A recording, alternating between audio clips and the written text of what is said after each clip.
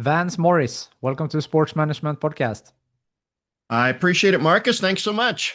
It's great to have you on the show. You are a consultant now, having your own consultant business, have worked for Disney for many years, and working a lot with the guest experience. So today we will talk a little bit about your background and what you have learned and how that can be implemented into the sports industry. Oh, certainly. Yeah. Pretty much everything, even though I, work a lot with businesses, I have worked with a couple of sports teams and everything is interchangeable. There's really, if you're dealing with people, everything we're going to talk about is appropriate. Exactly. So let's start from the beginning. You went from working as a security guard at a birth control factory to designing guest experiences at Disney. So that's quite a journey. So how did it all start, and how has your journey been like? Yeah. I promise you, I will be the only birth control factory security guard you will meet all day today. I don't think you'll meet another. But that was a job I had while I was in college. But it's instructive because it gets people's attention, and most people won't ever meet one of those in their life.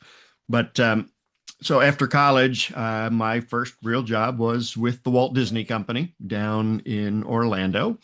And I was on the opening team of a number of their resorts, operated a number of their resorts, and really saw how a big company can still deliver really, really personal, magical experiences, even down to just to one person.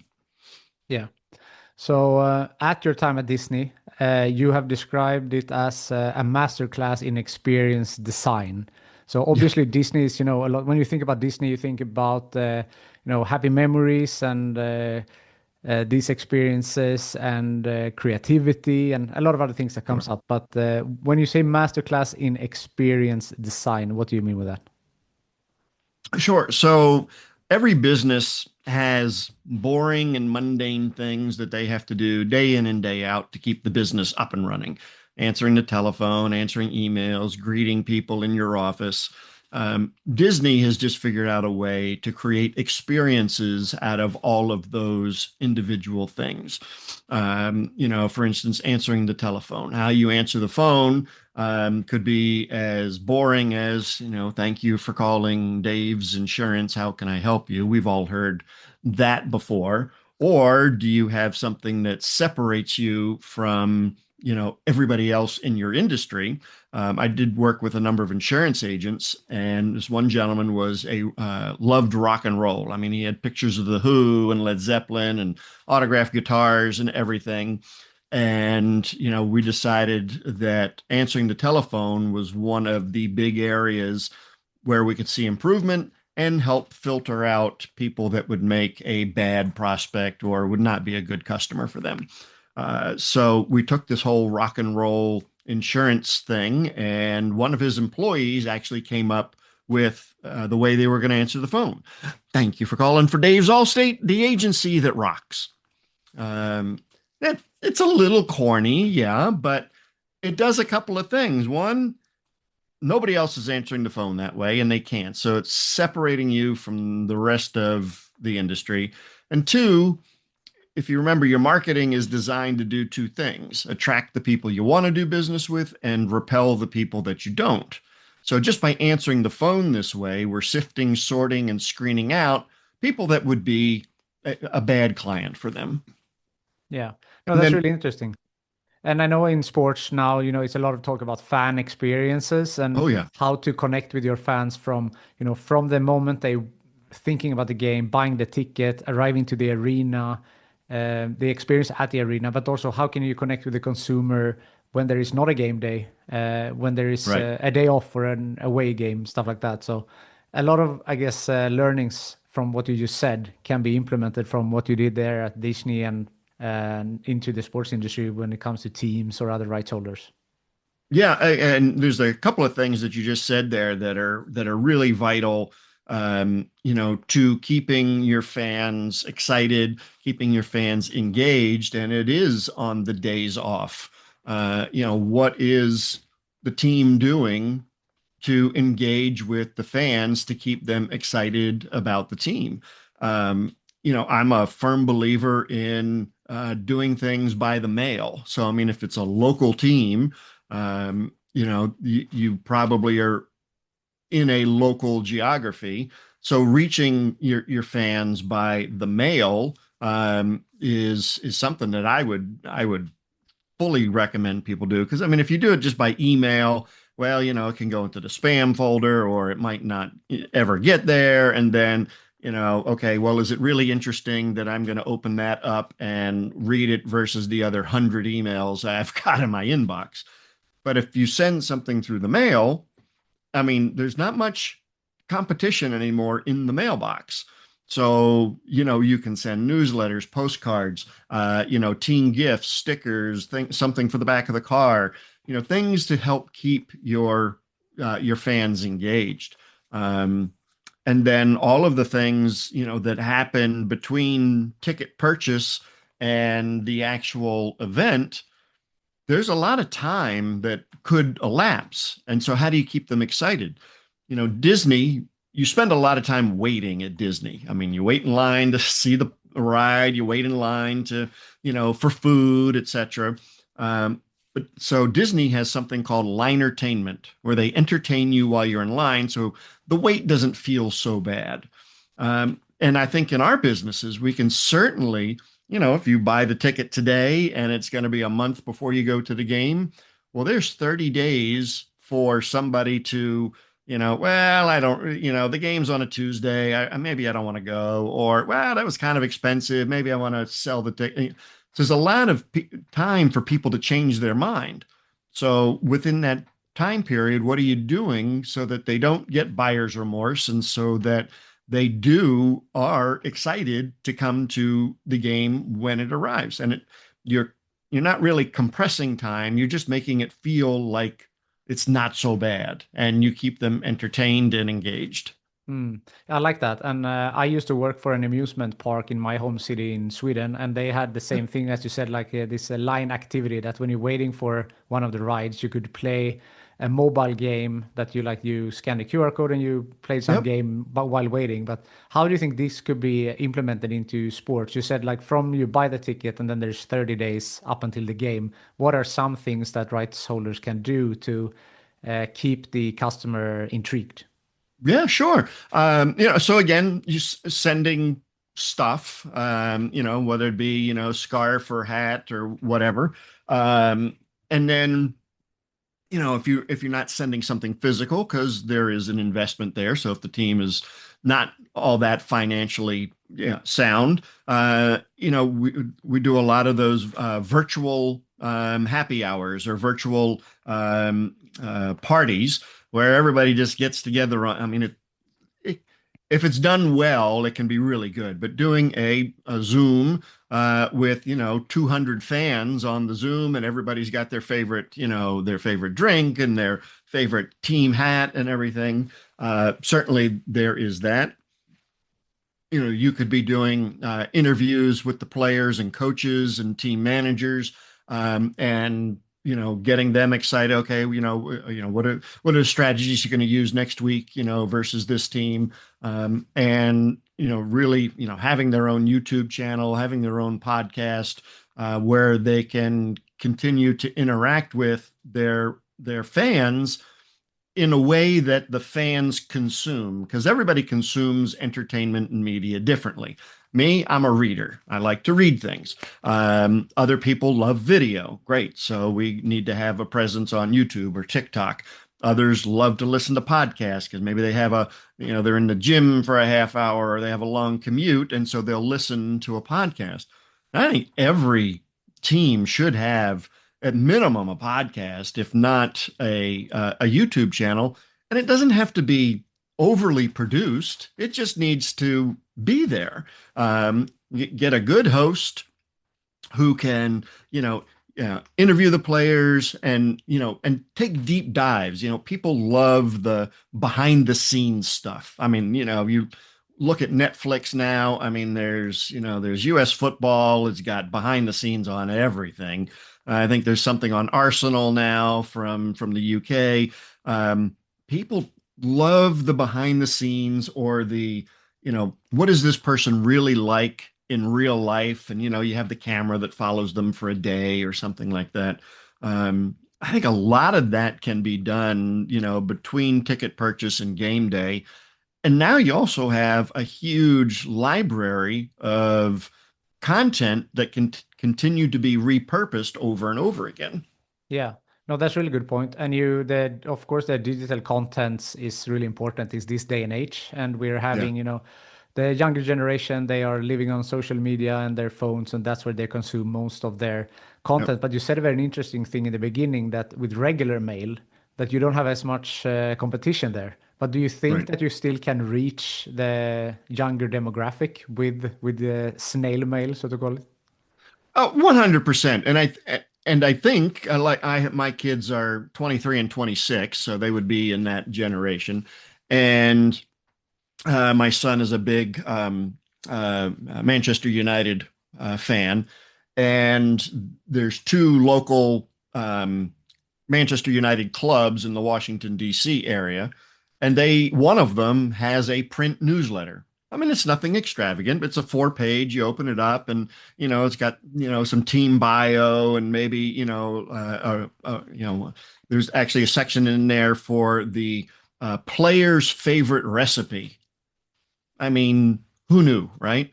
But so yes, I think 100%. Getting in front of them with something like that, putting contests in the mail, stuff where it's interactive, where the fan actually has to do something, gets them involved with the team, and now they feel like they're part of the team. Yeah. So this is the lead up, let's say, to from you bought a ticket until you go to the game. But when you're at there on game day, I know at Disney you talked about on stage that every employee is considered to be on stage. Yep. So how can that be implemented? First of all, what does it mean? And also, Sure. how can the sports industry apply that at their games? Yeah, so Disney takes a lot from theater as their business terminology. So on stage is all of the guest areas. So the restaurants, the rides, everything that a guest would see as they're walking through. Backstage or off stage is literally like being at a theater. All the props are in the back. They move the trash, and food and things are done, things that you don't want your guests to see because it'll ruin the image or ruin the show if they saw all of that stuff going on. And I think that a lot of it is, especially for the onstage stuff, is not just a physical onstage, but a attitudinal onstage as well. So do your ticket takers and your concessions workers and people, are they, leaning up against a wall, their face buried in a telephone, or which would be really, that's bad show. Or are they attentive and looking to be what Disney calls aggressively friendly? So if people are so at Disney, if you're lost, yeah, you're looking at the map and you're trying to figure out, okay, where do I go next? That's a visual cue for the employees to go, oh, they look lost. I should probably go help them. And we'll go over and say, hey, can I help you find something? Same thing in sports. You're looking at your tickets and you're like, okay, well, where do I go to get to this section and this seat? And, you can tell when somebody looks lost. Well, instead of just sitting back with your arms crossed, the employee should be going up and say, hey, can I help you find your seat? Let me walk you over there. The onstage areas also need to be presentable. We at Disney we did what was called a good show, bad show walkthrough. So at the beginning of every shift, a supervisor would walk through the entire work area and note things that might need to be fixed. Maybe there's a light bulb out, or the plants are dead, or something needs to be painted. And all of that is documented, and then acted on and given to the different departments to make sure that all that stuff is fixed. I mean, when you're going to, I mean, trash laying on the ground is something that is detracting from the experience. We know that we get it. And I think having a fanatical attention to detail is what's really going to help that on stage appearance for sports teams and arenas and things like that. Does the trash lay on the floor until the end of the game and then everybody just comes by with a big broom and sweeps it up? Or do you have somebody whose job it is throughout the entire game to be looking for trash and just doing little sweep ups so that it looks like it's ready to go? Is there abundance in the food service or abundance in the merchandising, or does it look like there's one hat hanging there and it looks kind of sad? Those kinds of details detract from the experience, and any one of them is not the end of the world. But if you add four or five little detractions up, now people are like, well, geez, I just paid $50 for this ticket. This isn't worth $50. This is like worth 10. And so now you have problems with your pricing. So the more you can create the experiences on stage, pay attention to detail, making sure the employees are dressed well. Here in Maryland, I own a number of home service businesses. And a couple of the rules I have are one, you're not allowed to wear cologne. And two, you're not allowed to smoke while you're on the clock. Because there's nothing worse than, running into the Marlboro man who just smelled like he took a shower in some kind of Axe or cologne or something disgusting. That detracts from the show. So having those kinds of rules in place, really letting your employees know, hey, this is what we need to do to create a great experience. And here are the rules, here are the guidelines, and this is how we should move forward. Yeah, I like that. And as you said, like it's important to feel that the customers get value for their money. And I know that you have talked about also tellable moments. So that goes in a little bit to the experience as well, right? Yeah, so people are going to talk about your team or the experience. They are. We need to direct what they're saying. We need to give them the words to use, and preferably it's positive because they're going to talk about how the game went. Whether the team won or lost, they're still going to say, "Oh my God, team lost, but man, I just, they had this incredible, Italian sausage that had this, that, and the other thing on it." And at the end of the interaction or at the end of the game, what you want your fans saying is, oh my God, you'll never guess what happened at the stadium today or at the game today. And you want that to have obviously a positive answer, not a negative one. So, what can you do that is maybe different from other stadiums or other teams?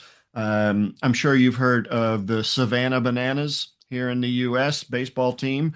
I mean, completely. I mean, he has taken Ringling Brothers Circus and Disney and combined it with baseball. It is a show. And now, do you need to go to that extent?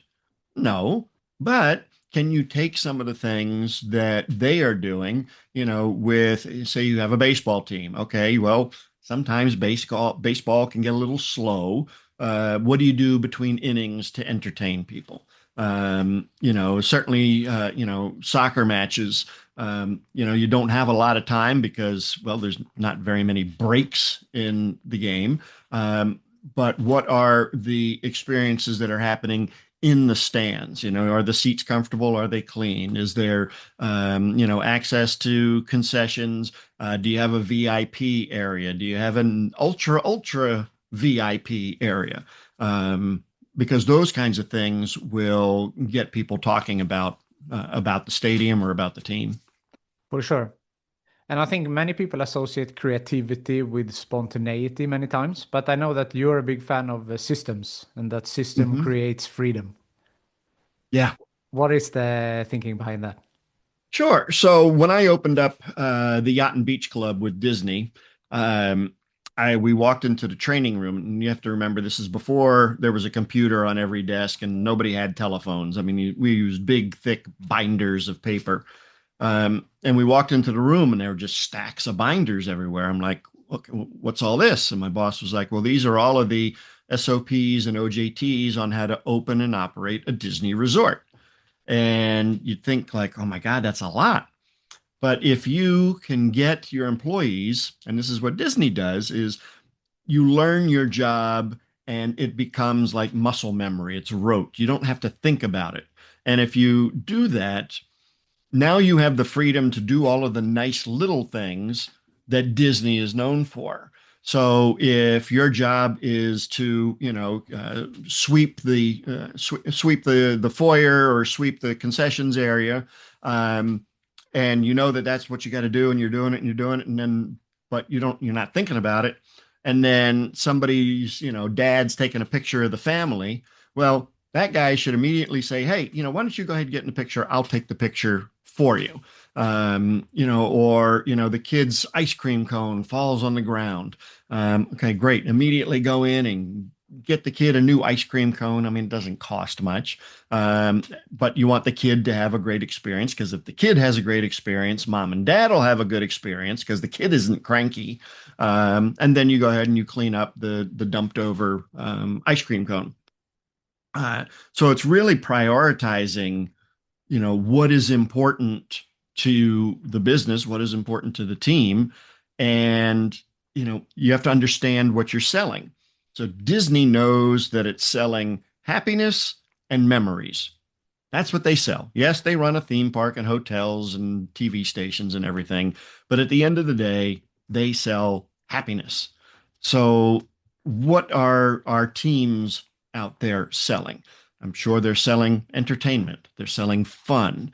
How do you make sure that your fans are actually having fun, or are they annoyed when something goes wrong? So I think those systems, when your employees know exactly what their job is and they don't even have to think about the job, it gives them time and freedom in their brain to think, oh, look, somebody needs help. I should go over and help them.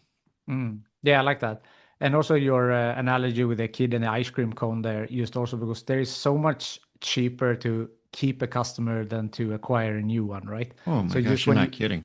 yeah, exactly. So when you already have gotten the customer there, it's so Yep. important to keep them coming back instead of going out and acquiring new ones. I mean, that is true for any business. And I think a lot of businesses, sports teams included, forget how much money it costs to get a new customer. I mean, in one of my businesses, it cost me $126 to get a new customer in the front door. Now, that's a lot of money. But when I look at it, it only costs me $22 a year to keep the customer. So every time I serve an existing customer, I'm $100 more profitable. And the experience that you're providing is going to determine whether they become a lifelong fan, or, well, okay, that was nice, but I'm not going back. I'll just watch it on TV. So yeah, having that frame of mind is vital. You got to know your numbers. Definitely. So I'm interested in like when you decided to leave Disney and start your own different ventures. How was Mhm. that thought process like? Why did you come to that decision?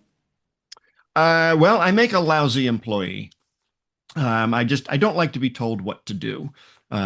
Just ask my two ex-wives. Just don't like.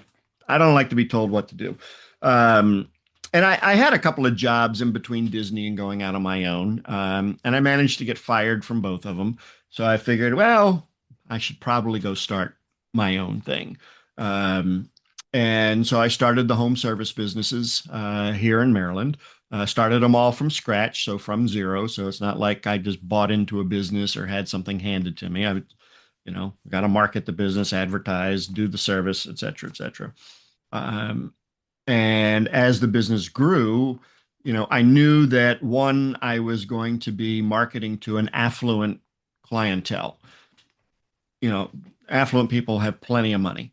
And they're more apt to pay for an experience than somebody who's coupon clipping or pinching their pennies or things like that.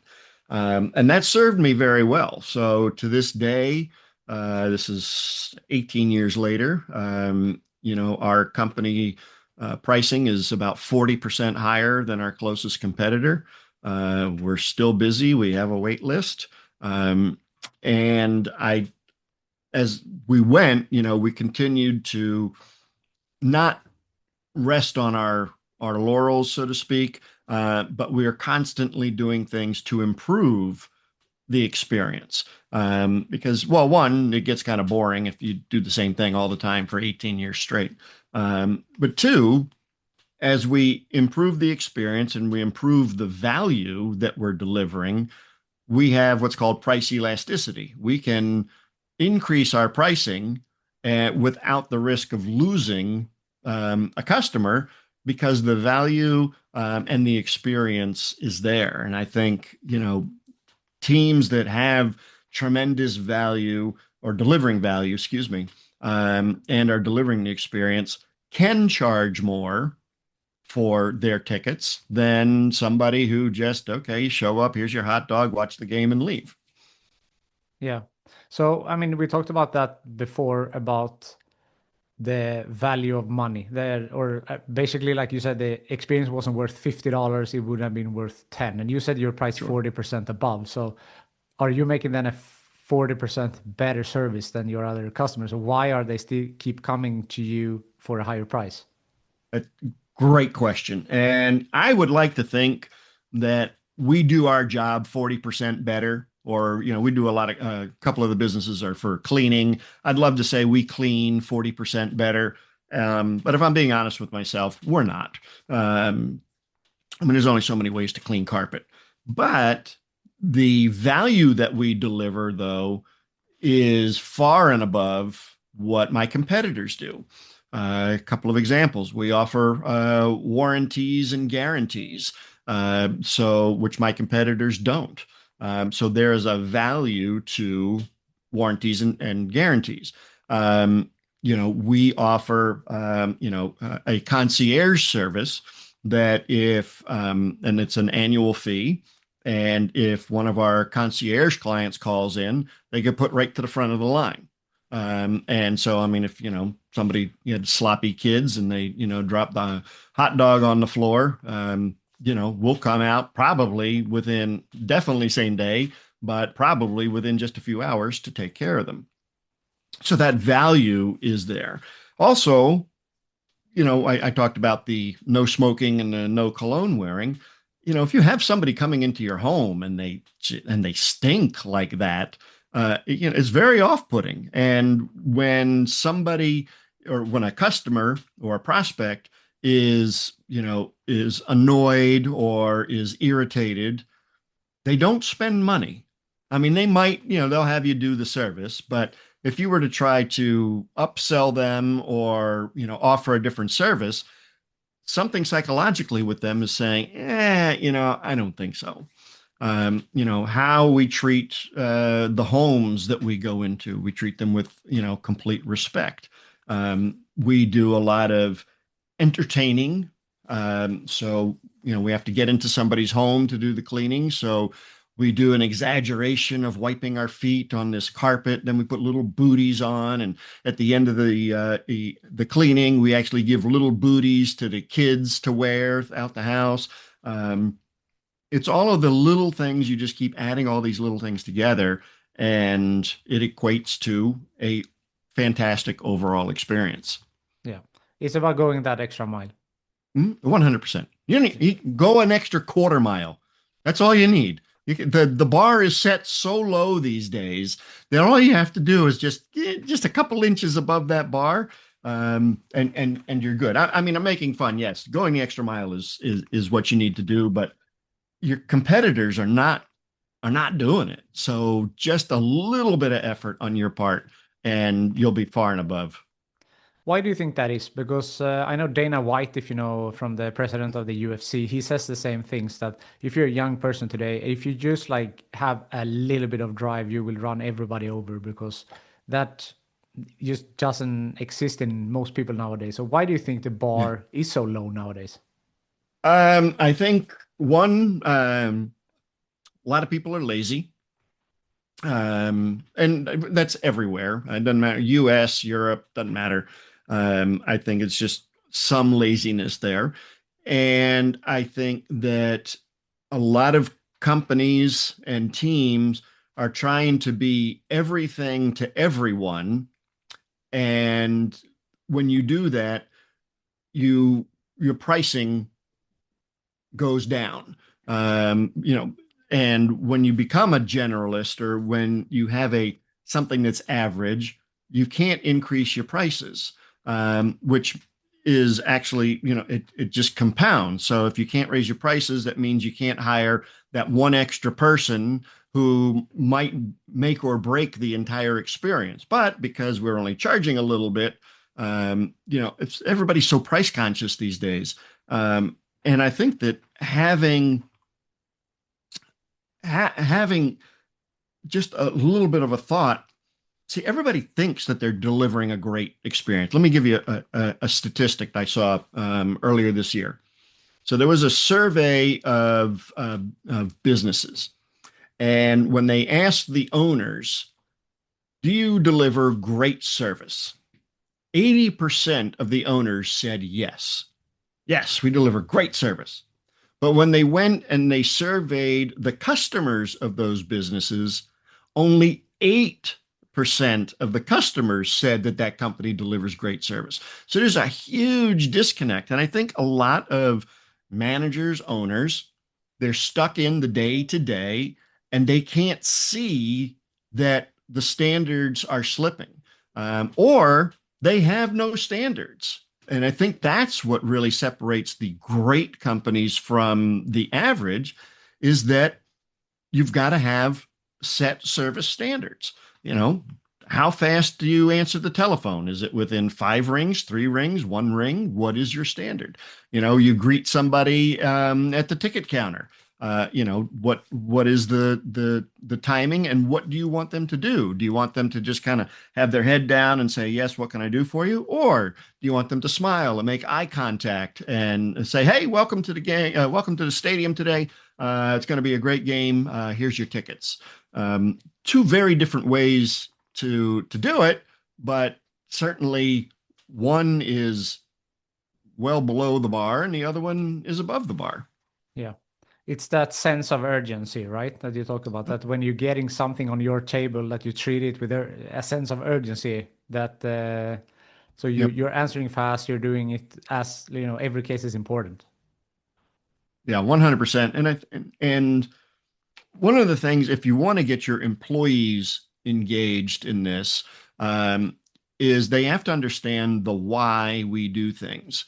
Um, we're pretty good at telling them what to do. We're probably pretty good at telling them how to do it.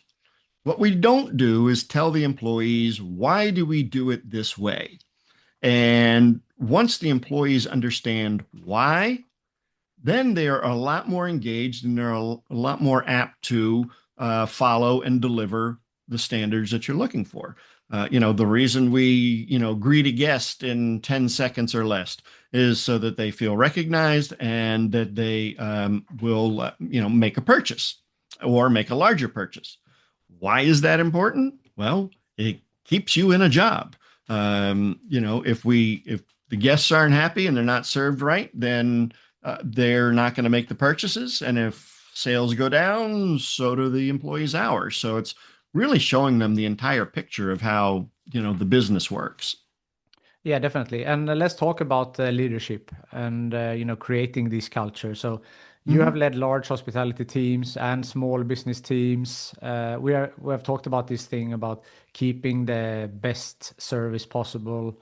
How do you lead and create this culture for your teams?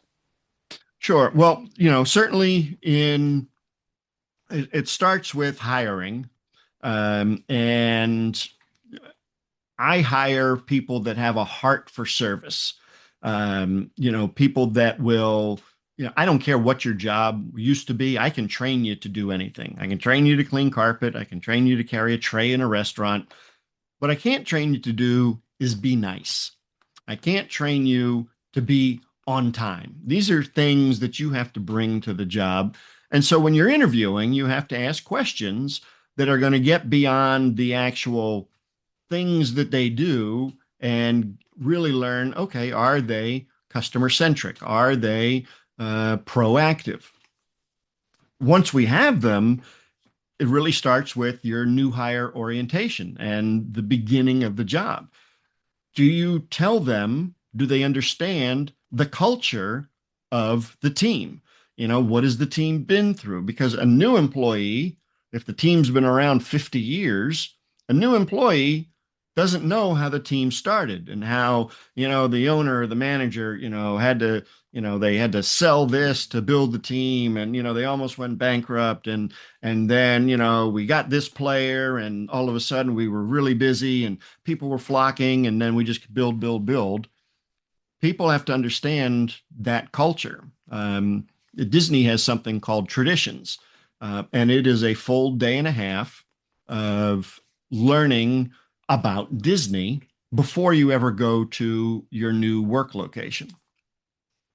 And then I think, as far as management and leadership, there isn't anything I will ask an employee to do that I won't do myself. And they will see me.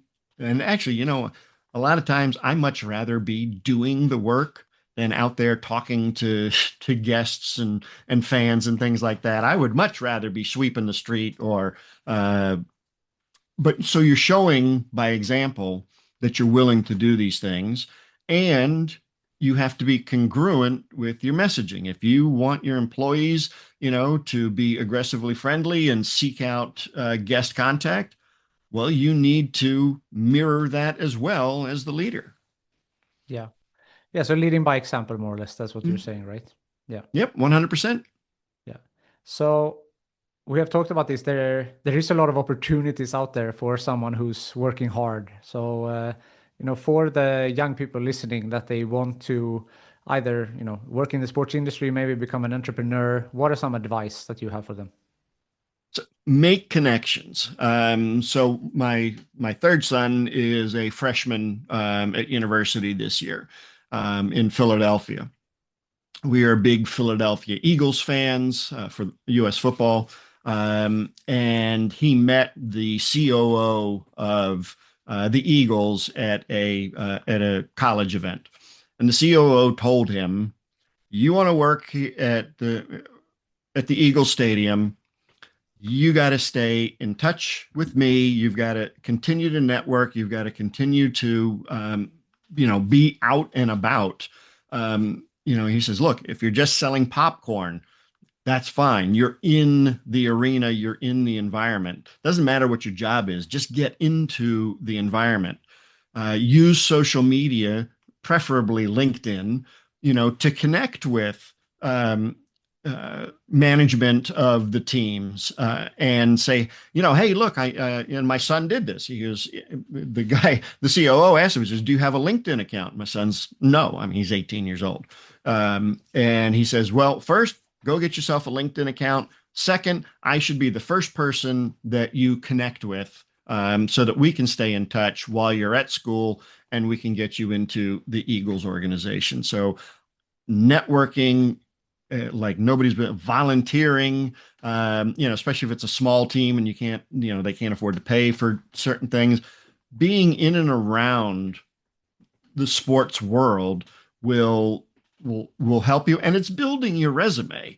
It doesn't matter whether you were a ticket taker or concessions. Yes, I worked at Eagle Stadium for 3 years while I was in college. Looks a lot better than I worked at McDonald's. So just get into that whole atmosphere. I think is the first step. Yeah, no, that's a good one. And I like to end on a networking note, but one question before we get there. Has there been any bumps on the road in your career? And if so, how did you overcome them? Bumps? Are you kidding? Bumps? They're not bumps, they're freaking mountains. Yeah, we ran into stuff. You run into a brick wall all the time. It's how you react to that. And what do you do? When I first started my first business, um, we were supposed to live off of my wife's salary. She's a regional manager for Starbucks while I was building the business. Well, 3 days after I signed the contracts for my new business, she had a cerebral aneurysm and went into the neuro ICU for 11 days. And then she's fine now, but she was for 2 years was unable to work. So our income went, overnight, literally down to zero. And I'm like, well, I guess I could go get another job. I'll be miserable, or I can make this thing work. And so you just put your nose to the grindstone and you do what has to be done to make your business work. And I think it's how you react to every one of those roadblocks, speed bumps, brick walls. How do you react? What do you do? And are you just going to cave in and fold and say, oh, well, I tried, I'm done? Or do you just pick yourself up and say, all right, what's next? Yeah. It's funny you say that. I talked to in a previous episode about the guy who started his own swimming company, like swim school, Hmm. and he said it wasn't until like year 7 that it was that it took like got successful. Like, he was making money, and I said, "What happened that Yeah. year?" He's like, "I ran out of money. I had to." So it's a little bit against that. When you have no other choice, sometimes Yeah. that actually might work in your favor, right? 100%. And it really is a mindset. And one of the things, especially if you are starting any kind of business, whether sports related or not, is you have to seek out and surround yourself with experts, mentors, coaches. I mean, even if you can't afford to pay for a coach, go and get a book by Jim Rohn or Zig Ziglar, or, start to learn and get the right mindset. And if you can join a mastermind or a networking group, you should do it, because being an entrepreneur is a lonely place to be. And isolation kills entrepreneurs. So you have to be out amongst people just like you in order to survive. Yeah. Yeah, that's true. So, anything I haven't asked you yet that you want to mention? No, I think we've covered a lot in the last 45 minutes. Yeah.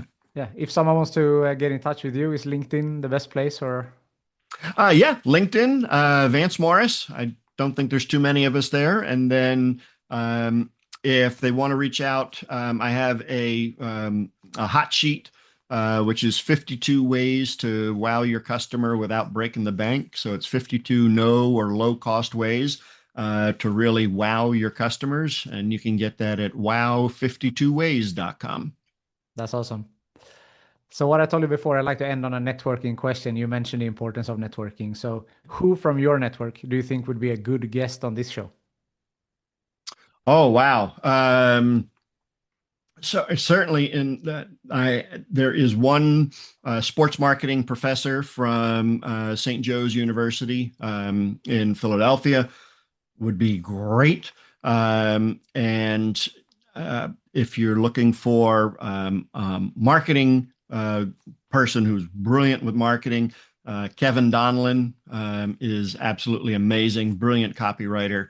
And I mean, he could sell, snowballs to Eskimos, no problem. That sounds good. Two good guests there. Vance, thank you so much for taking the time to be on Sports Management Podcast. I appreciate it, Marcus. Thank you.